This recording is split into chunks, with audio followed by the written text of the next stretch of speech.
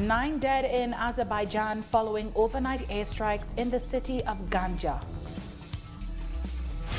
Venezuela prepares itself to combat unilateral U.S. sanctions. And Iran records its single highest record of COVID-19 infections.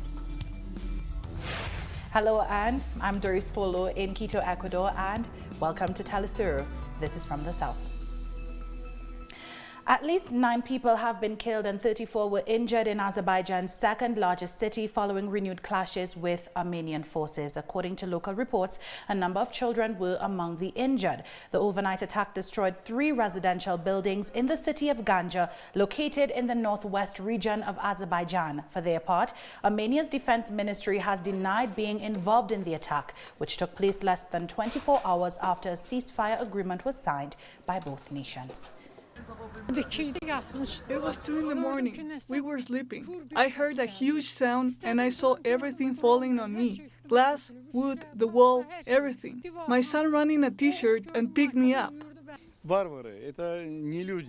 They are barbarians. They are not humans. You have a war with soldiers, but we are civilians. We were sleeping at night. Meanwhile, the leader of the disputed Nagorno-Karabakh region described hostilities as calmer, but added that the situation was precarious. Yesterday, yes, we all witnessed that there was no ceasefire.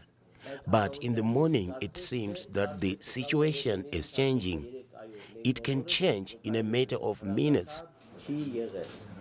This past week, Venezuela's National Constituent Assembly approved an anti-blockade law. Now, the law seeks to help Venezuelan citizens and institutions circumvent hundreds of economic sanctions imposed on them by the U.S. government. The anti-blockade law has been approved by the National Constituent Assembly as a tool to be used against the U.S. economic blockade. Its main goal is to improve the living conditions of the Venezuelan people, who have been weighed down by severe sanctions for the last 5 years. There is no Venezuelan citizen, no Venezuelan family that has not been affected by the blockade. Everyone has. Fishermen, campesinos, businessmen. They know very well. Venezuelan companies are being blockaded. They cannot trade with their peers. Those who live in Venezuela know the effects of the blockade very well. This legislation is intended to be a countermeasure against the 2015 decree by the Obama administration, which called Venezuela an unusual and extraordinary threat to the U.S. To date, there have been over 300 unilateral coercive sanctions used against the Bolivarian government. The cost of losing the National Assembly was very high. The people are aware and know that we have to recover the Assembly because there are important fights about to take place there. So we need to recover this institution. The anti-blockade law and the consequences of the sanctions will continue to be a major point of discussion over the next few months and will have to be addressed by the incoming National Assembly to be elected on December the 6th. The Internationalist Festival of People in Resistance took place this weekend, with progressive leaders from all over the world taking part. During his intervention at the virtual event, Venezuelan President Nicolas Maduro spoke about how a better world is possible and what needs to be done to achieve this. We have faith in our struggle. A better world is possible. That is what our people said back in the 1980s, when capitalism and imperialism declared their absolute victory. A better world is possible, a multilateral world, which includes all of us. A world where all people's needs are placed above everything else. A world where we can stop climate change and revert the ongoing destruction of our environment. A world where we can achieve true equality among all humans. A world where we can promote real human rights and social change. We need to guarantee access to work, to healthcare, to education, to housing, to culture, to recreation. All the people of the world need to have access to their riches. We need to distribute wealth more equally. A better world is possible, where we can finally put an end to imperialist wars, to colonization, to threats of violence against all people. Venezuela has been targeted non-stop by the U.S. empire over the past few years. We are living under a non-conventional war, as they besiege our economy, our political system, or industries. It's also an armed war, as this year we were able to quell an armed invasion of our territory by mercenaries trained in Colombia. There are over 1,000 mercenaries being trained in Colombia right now by the armed forces. Well, former Ecuadorian President Rafael Correa also spoke at the virtual forum. Correa warned of a revived Operation Condor being implemented across Latin America. And this is to do with international context. I am making a call to the international community to overcome indifference so they understand what's happening in Latin America. We are currently facing a renewed Operation Condor. In the old version of this strategy, during the dictatorships of the 1970s, they will torture citizens and make them disappear. What we find interesting is that these aren't coincidences. They are political strategies for our region. We saw decades ago Argentina, Uruguay, Brazil, all of them under brutal fascist regimes. They wanted to eradicate all progressive movements, all demands for social justice. It was a war against the left wing that was concocted by Henry Kissinger and executed by the CIA. They are once again trying the same strategy, but it is more difficult now. So they are using more subtle methods, like lawfare. They started using this at the turn of the century to persecute Middle Eastern leaders. But now we are seeing it implemented all over the world. Moving on, a Colombian court has ordered that former President Alvaro Uribe be released from house arrest. The Supreme Court ordered Uribe's detention back in August for alleged witness tampering, arguing that there was ample evidence to show Uribe had engaged in trying to pressure former paramilitaries into retracting damaging statements against him. But the High Court relinquished control of the case when Uribe resigned his Senate seat, handing it to the Chief Prosecutor's Office. The courts have since ruled that Uribe should be tried under a different legal framework designed for ordinary citizens, paving the way for his release. Hundreds of women in Guatemala are protesting this weekend against femicides and gender violence. The recent murder of a university student has sparked outrage and calls for immediate action in at least 7 cities around the city, or country rather. According to human rights groups, more than 200 women were killed in the first 8 months of 2020 in Guatemala, and more than 3,000 women and girls have been killed since 2015, with the majority of cases still unsolved. On that note, we have more stories coming up. Don't go away.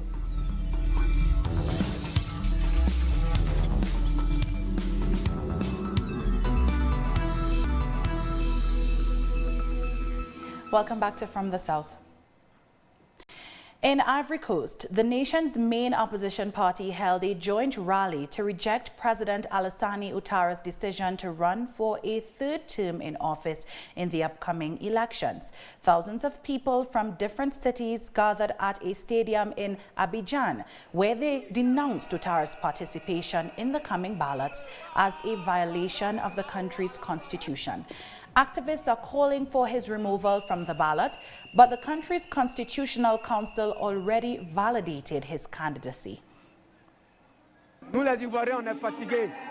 Ivorians are tired. We are tired. We want to get rid of Alassane. We don't want him anymore. That is, I am PDCI, but today is not PDCI. It's Ivory Coast that is here. The young people are here. We are standing as if we are one to say no to 3rd term to Alassane Dramane Ouattara. The president of Ghana and chairman of the West African Regional Bloc ECOWAS has arrived in Mali for an official visit. President Nana Akufo-Addo was greeted by Mali's interim president Bandao in the city of Bamako. The visit comes mere days after the African Union lifted its suspension of Mali, which went into effect after a military coup toppled the government back in August. ECOWAS also recently put an end to sanctions on the West African nation, saying it wished to see the country back under civilian rule. Dozens of protesters were arrested in Namibia's capital on Saturday during the third day of demonstrations against gender-based violence. Police used tear gas and rubber bullets to disperse the protesters after they blocked roads and attempted to shut down one of the city's main shopping malls. The demonstrators accused the police of failing to properly investigate cases of missing women and femicides. At this point, I have to reiterate that we're not here to hurt anybody, because we are not going to be perpetuating violence in this country. It's not going to continue with us. We want peace, and that's why we're here. We want to work with the presidency. We want to work with the Namibian police force. We want to work with the private sector. Nigerians took to the streets to protest against police brutality. Hundreds of demonstrators marched in the capital Lagos this weekend, denouncing the country's special anti-robbery squad, whom they are accusing of conducting unlawful arrests. The security department has been recently suspended by the government based on the same allegations. But the protesters say the government needs to do more by bringing the perpetrators to justice. Libya has started to reopen mosques nearly 7 months after coronavirus restrictions were first implemented. The North African country is one of the least affected by COVID-19 on the continent, but has been facing challenges in responding to the pandemic. This is due to the state of its infrastructure, which was destroyed following a NATO-backed coup against the late leader Muammar Gaddafi. The country has recorded over 40,000 cases and 623 COVID-19 related deaths. Turning our attention to the Middle East, Iran has recorded its single highest daily record of COVID-19 cases. Over the past 24 hours, nearly 4,000 new cases of the virus were reported, raising the total number past 500,000. Authorities also reported 251 new deaths over the same period, bringing the Islamic Republic's death toll close to 30,000. Expressing sympathy with the grieving families. Unfortunately, over the past 24 hours, we have lost 251 fellow Iranians because of COVID-19. With that number included, the death toll has reached 28,544. The Iranian Foreign Minister Javad Zarif has met with his Chinese counterpart during a visit to the Asian giant. During their meeting, Chinese Foreign Minister Wang Yi called for the creation of a new forum to defuse tensions in the Middle East. The two officials also reaffirmed their commitment to the 2015 Joint Comprehensive Plan of Action, also known as the Iran nuclear deal, in an implicit rebuke of the United States' decision to abandon the accord. Lebanese artists held an exhibition to support the victims of the port blast which destroyed a large part of Beirut. Several artists painted on site and others presented their artwork during an outdoor fair. All profits will be donated to the victims of a massive blast which killed more than 190 people and wounded over 6,500 back in August. I focus a bit on hope, as after this explosion there has to be hope, even if it was very small. Always the child symbolizes a prosperous future. The proceeds will go to the families affected by the Beirut explosion. We are contributing and giving a little bit of hope to the ones affected, so that we revive Beirut, which was destroyed. As you know, we as artists are able to serve others with our art. Definitely a tragedy there. We're taking one last break. Stay where you are.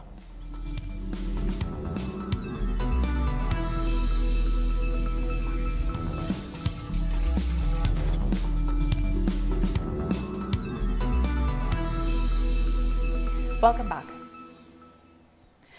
On Sunday, Lithuanians took to the polls to vote in general elections. Voters have to choose 141 national lawmakers in an election that came as the country battles a sharp rise in COVID-19 infections.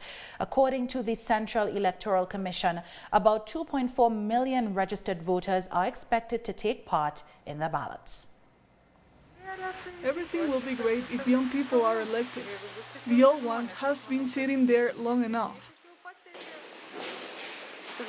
People are showing in these first days that they want change and they are not satisfied with the last 4 years. Tens of thousands of Israeli citizens returned to the streets across the country, calling on Prime Minister Benjamin Netanyahu to resign. Protesters gathered at hundreds of locations across the nation. This is due to a nationwide lockdown that barred them from protesting at the usual site outside Netanyahu's official residence in Jerusalem. In response, police heavily repressed protesters in both Tel Aviv and Jerusalem. Netanyahu is currently on trial for fraud, breach of trust, and for accepting bribes. In response, citizens have staged weekly gatherings for the past 4 months, demanding that he steps down. Over to Russia, temporary hospitals built to treat COVID-19 patients have had to reopen in Moscow after the nation reported over 12,000 new infections on Friday. This was Russia's highest daily total increase since the start of the pandemic. According to official figures, Russia currently has the world's 4th largest number of COVID-19 cases at nearly 1.3 million, with over 22,000 deaths. The most important indicator is the number of serious patients and the number of hospitalizations. And this week, around 1,000 people per day have been hospitalized. That's really a lot. It means that patients are increasingly filling up our hospitals. The number of people who are seriously ill is increasing, as well as the number of people in resuscitation and on ventilators. The mortality rate is even increasing again. Lawmakers have approved Sadir Japarov as Kyrgyzstan's new acting prime minister amid ongoing turmoil over recent parliamentary elections. The October 10th vote to approve Japarov came a day after embattled President Surunbay Jeenbekov called for a state of emergency over the political unrest. Jeenbekov has said he will resign once a new government comes into power. The unrest has gripped Kyrgyzstan since a flawed parliamentary election on October 4th sparked angry protests and led the Central Elections Commission to annul the results. When we met with the president, we agreed that if today the quorum is reached and if the MPs confirm my candidacy and the government structure, he will step down within 2 or 3 days. And now let's take a look at some more news from around the world. At least 17 people were killed and 29 were injured in Thailand when a bus collided with a train outside of the capital, Bangkok. The bus was overturned and its top was completely ripped off due to the force of the impact. The number of casualties and injuries is expected to rise as authorities have launched an investigation into the cause of the accident. 4 people died and 1 is still missing after a tourist plane and a microlight aircraft collided in western France. Around 50 firefighters were called out following the crash, while police set up road blockades around the 2 crash sites. The cause of the collision remains unclear. The ultralight aircraft crashed in front of the house and on an electric meter as well, so it could fire right away. The flying conditions were excellent. It was sunny and perhaps they were blinded, but that's highly unlikely.